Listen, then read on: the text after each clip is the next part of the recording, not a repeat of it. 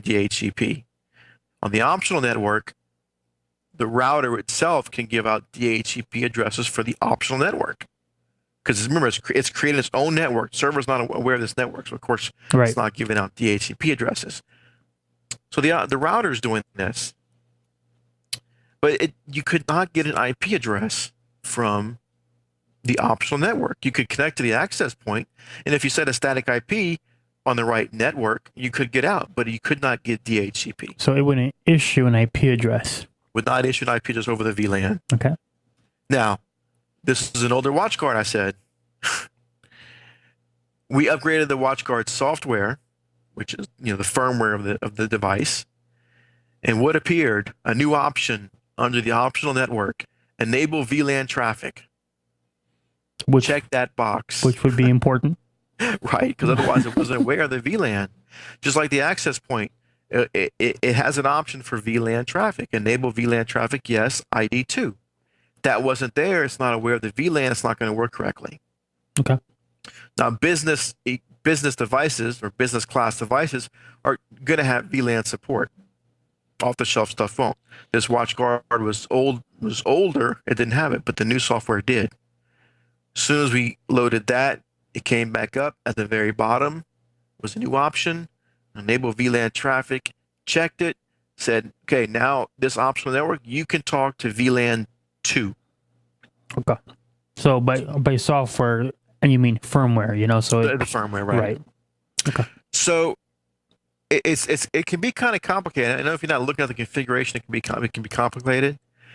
But the one of the points is, not the only point, is when you're trying to do this kind of stuff, you really need business class devices, not off the shelf devices. Right, because what Matt is describing here, and unfortunately, in a lab environment, or you can do it in a virtual, but you need like the hardware if you're not going the virtual. You can't go to Best Buy and buy that $45 router, and I mean it just doesn't have these features, unfortunately. Right. What you're going to have if you get off the shelf stuff, they would have to run another cable or more cables, and then you have to kind of rig something together.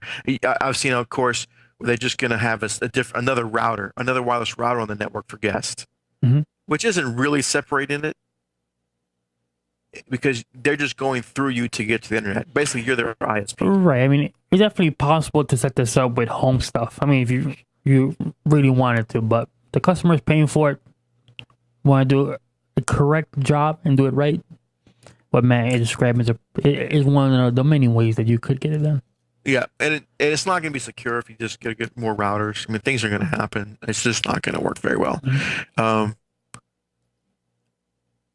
the managed switch. Let's look at, cost. The managed switch is a couple $100. That's Easily. not that expensive. These access points are a couple $100. So 2 access points, a managed switch, you're looking at $600-700. But if I have to run more cables and rig something and buy 4 access points, you're going to be close to it anyway. And just the management piece of it. Again, if you're listening to this and you've messed with VLANs and managed the switches, you know how much easier it makes your life when you're trying to develop or engineer a network. When you don't have the capabilities of a managed switch, it makes your life a little bit harder, because you in some cases you just cannot engineer that network how the client wants it to be. So VLANs, of course, VLANs can get complicated. You need to play with them. But in this instance, remember we did the access points as member of both VLANs. Okay. Because what's controlling the traffic to the VLAN, the access point is aware of the VLAN, and your router is aware of the VLAN. And we tested this. Of course, you can set up, but you got to test it. So with our notebook, connect to the guest network, we're getting the right IP. Disconnect, connect to the private, you're getting the right IP. So I can see the IP given through DHCP on the server when I'm on the private network. When I connect to the guest network, I can see the DHCP list from the router. Shows I'm connecting to the right place. Now, if I didn't want a private network, I could do the same thing, just uncheck 2 and 17 from the domain access VLAN, right? Mhm. And just now, of course, if I only wanted one or the other, I could get a cheap 8-port switch, plug that into the optional network, and then go from there. That way, it's a separate switch. I don't have to do VLANs. The VLANs come into play when you really only want to split one access point to both a guest and a private. Now, what do you do in the instance when a client has access to that internal wireless network and they jump over to guest? Well, different passwords. Mhm. So they'd have to be given the password. I mean, normally I can't give guests the password for the private one. Right. Well, I was getting at is you have these folks that the president, whoever, has access to both, and they go, I can't get to my email. And you go, which wireless network are you Oh, connected right. Yeah. Oh, Yeah, that's no. user training. Yeah. I tell them here's your password for the wireless, and make sure you connect it. I don't even. I mean, normally I'm gonna go in for the important people. I'm gonna connect them Oh, on sure. their note, so they don't even have to know what it is. Sure. They just connect. Now, of course, you write it down, give it to them. Mhm. Here's yours. Here's theirs. Make sure it's So it's gonna happen. It happens all the time. I get calls, especially in buildings that have multiple access points, but Mhm. different offices that we don't control. And for whatever reason, they connect to the one across the hall, and now they can't access their stuff. I can get online, but I can't do this and can't do this. Well, who are you connected to? And it's the wrong one.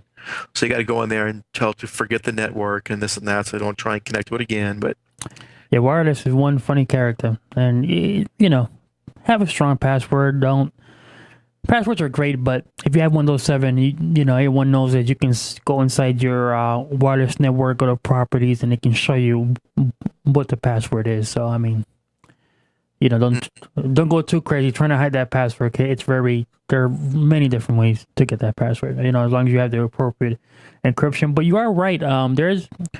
Went to a place where a client, make a long story short, they had some trouble connecting to the network, and I pull up, I had an Android app, some Wi-Fi analyzer. There's 14 access points on that floor. yeah, all on the same channel, probably. Well, there were a bunch on the same channel, so. 6, all on 6. Yeah. And that's the problem. People get off the shelf stuff and they plug it in and they connect, so they stop the configuration there. Oh, it works. I'm not going to mess with it. But businesses need business class hardware. Mm-hmm. And they're going to balk. I mean, the clients who are, I'll call them budget oriented, are going to complain. I saw this access point for $40 at Best Buy. Well, okay, which is all around this router, not an access point. It doesn't have the security. We can't split the private. I asked this client before because they asked for wireless for their iPads and iPhones. I said, okay, I can do wireless. Who needs it? Is it just you, or do you want it for guests that come over? Oh, it'd be nice to have for the guests that come over. Okay.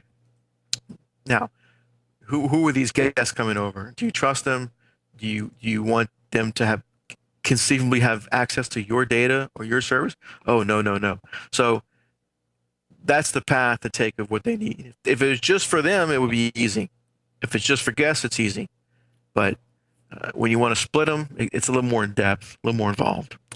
And you find folks that do have a guest wireless network as an option that they want to filter that traffic, like from questionable websites or whatnot?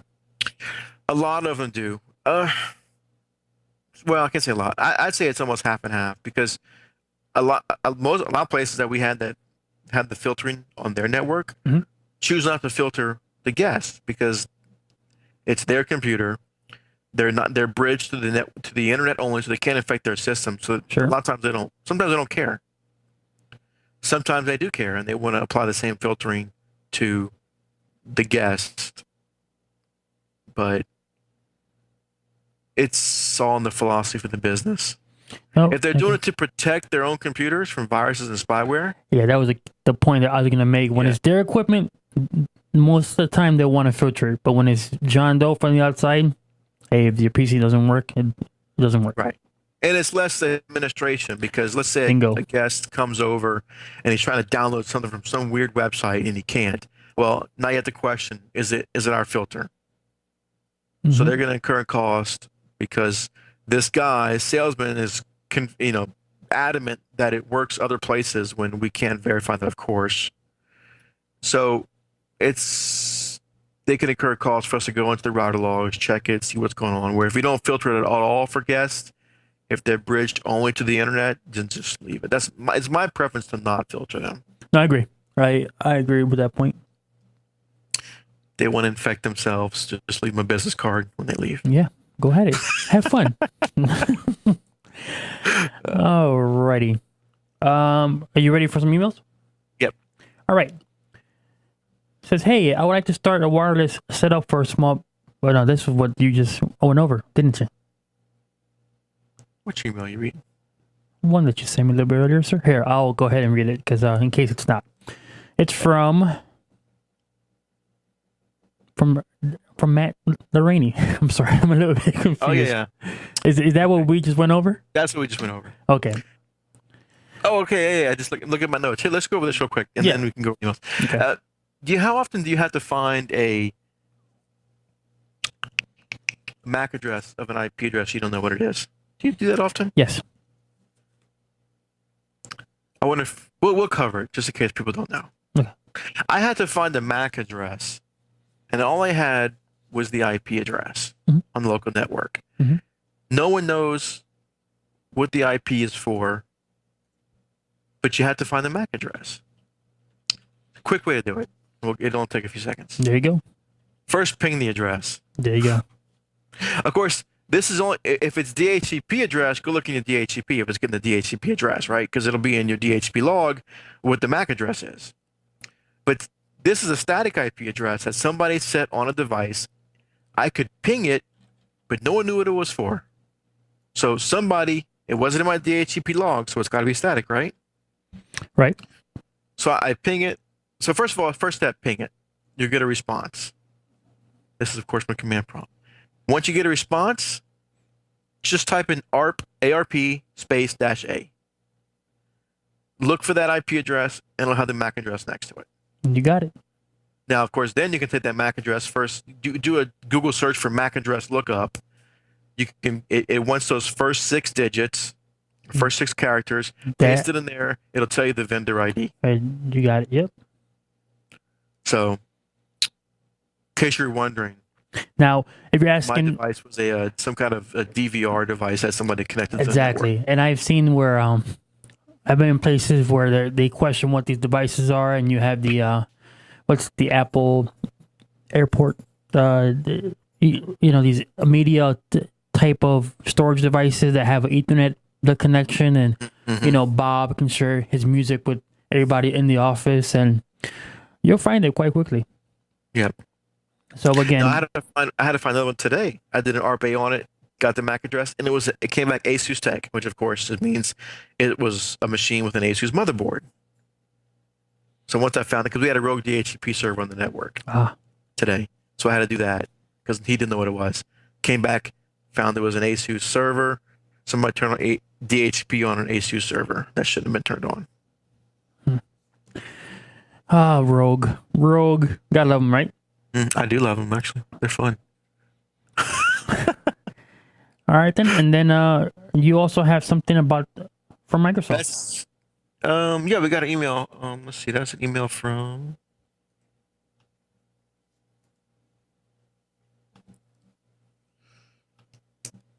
Who is that from? That's from Mark. Email from Mark. He sent in... This might be worth something to talk about in the show. Microsoft's recent announcement about the small business competency. And when I got this email, I looked at it, I read it, I thought that's interesting. But then I was reading something else today. I think I talked about the small business specialist community, which I'm a member of. Small business, you become a small business specialist, and you get certain benefits when you're a Microsoft partner with a small business specialist. Okay. Now, the competencies are something different. They're more expensive. First of all, I mean, they'll start for a silver competency. They start at almost $2,000 a year to maintain, which is kind of pricey. Now, of course, you can go online to Microsoft's site and read about why you should get a